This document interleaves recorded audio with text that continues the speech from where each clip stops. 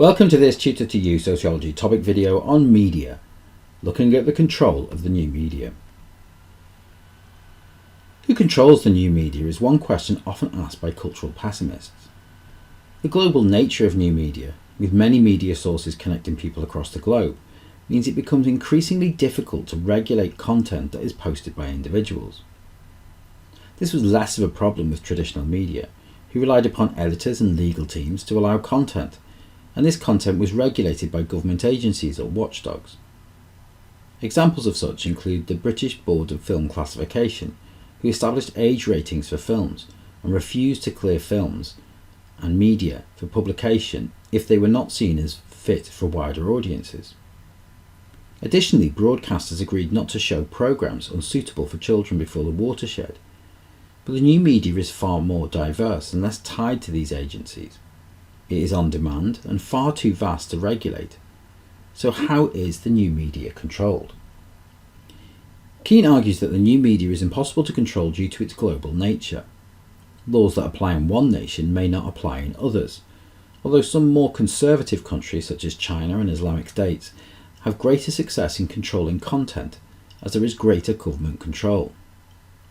Western nations, in particular, struggle to balance personal freedoms and censorship, and in particular social networking sites have come under criticism for their inability to monitor what people post, instead relying upon the public to report content they think is inappropriate, which then relies upon a subjective value judgment about whether that content should or shouldn't be allowed. As content is created globally, there is no strict agreement on what is and what isn't allowed in cyberspace. In the UK, there have been attempts to control the new media, particularly the internet. Internet service providers are required by law to force users to opt in to adult content settings rather than leaving internet content as adult by default. Another issue the government have looked to tackle is online abuse or trolling. It has been made an illegal act under the Malicious Communications Act 1983 and the Communications Act 2003, but neither of these laws reflect the diversity of media sources that exist in contemporary society, both being passed into law before the growth of websites such as Twitter. In 2022, the UK government launched its cyber strategy, which, whilst outlining the growth of new media technologies for business and education, also highlighted steps that could be taken by government to protect institutions and individuals from cybercrimes, including trolling and online hate. Unlike the traditional media, new media is more difficult to control at source. The ability of individuals to send messages without pausing for editing makes media sources often open to abuse.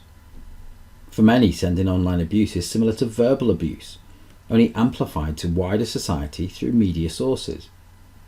What is said online can lead to individuals becoming subject to prosecution under the Malicious Communications Act, and the first successful high-profile prosecution of this followed online abuse aimed at Olympic diver Tom Daley, following his bronze medal at the London 2012 Olympics.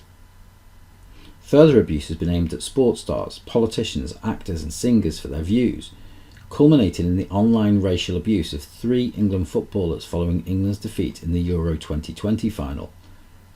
Those responsible were successfully prosecuted after many people took to social media to condemn the comments, forcing authorities to act.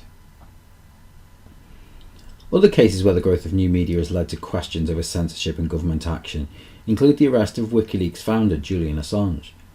He was arrested initially on charges of sexual assault, following the release of confidential papers outlining the complicity of Western government in torture and potential war crimes.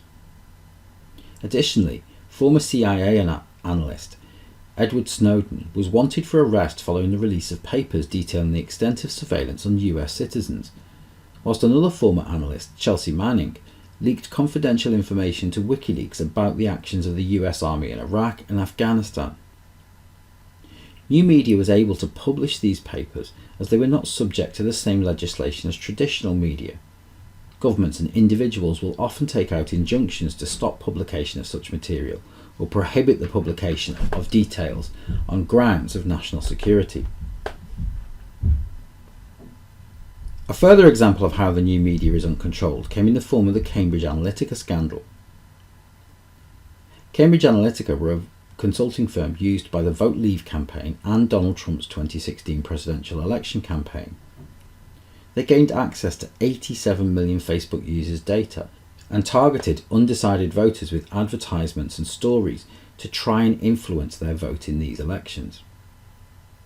Facebook CEO and creator Mark Zuckerberg refused to answer questions when called before the UK Parliament in relation to this data breach. This was enabled by the new media.